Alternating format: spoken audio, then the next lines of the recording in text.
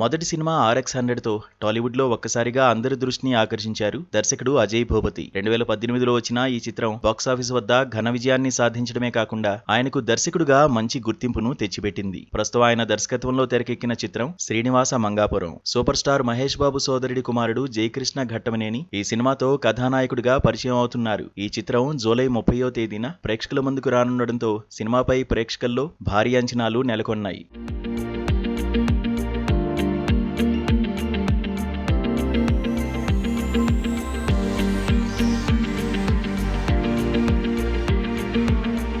ఈ movie promotions లో భాగంగా నిర్వహించిన ఓ ఇంటర్వ్యూలో పాల్గొన్న అజయ్ భూపతి తన కెరీర్ లో జరిగిన ఓ ఆసక్తికరమైన సంఘటనను పంచుకున్నారు. సూపర్ స్టార్ మహేష్ బాబు నుంచి వచ్చిన పిలుపు తనను ఎంతగానో ఆశ్చర్యపరిచిందని ఆయన గుర్తు చేసుకున్నారు. RX-100 విడుదలైన తర్వాత మహేష్ బాబు తనను ప్రత్యేకంగా కలవడానికి పిలిచారని వెల్లడించారు. కేవలం తన పనితీరును అభినందిస్తారనే ఉద్దేశంతోనే వెళ్లానని, కానీ ఆయన ఏకంగా ఒక కథ చెప్పమని అడగడంతో తాను తీవ్రంగా ఆశ్చర్యపోయానని అజయ్ భూపతి పేర్కొన్నారు. ఆ సమయంలో తాను వెంటనే మహేష్ బాబుకు ఒక ఆసక్తికరమైన మిస్టరీ కథను వినిపించినట్లు తెలిపారు. విజయనగర సామ్రాజ్య అధినేత శ్రీకృష్ణ దేవరాయలు కాలం, హంపి నేపథ్యంలోని రహస్యాల చుట్టూ సాగే ఒక విభిన్నమైన లైన్ ను ఆయనకు నెరేట్ చేసినట్లు చెప్పారు. ఈ కథను విన్న మహేష్ దాన్ని డ్రీమ్ ప్రాజెక్ట్ గా భద్రపరచుకోవాలని అజయ్ భూపతికి సూచించారు. అంతేకాకుండా తదుపరిసారి తనను కలవడానికి వచ్చినప్పుడు పూర్తిస్థాయి కమర్షియల్ కథతో రావాలని చెప్పినట్లు ఆయన వివరించారు.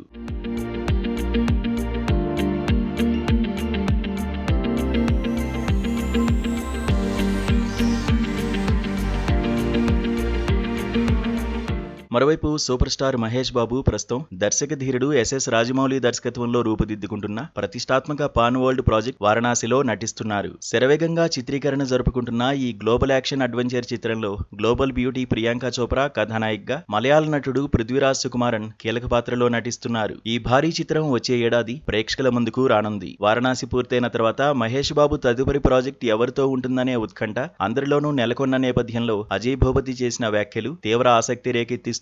మరి భవిష్యత్తులో వీరి కలయికలో సినిమా వస్తుందో లేదో వేచి చూడాలి.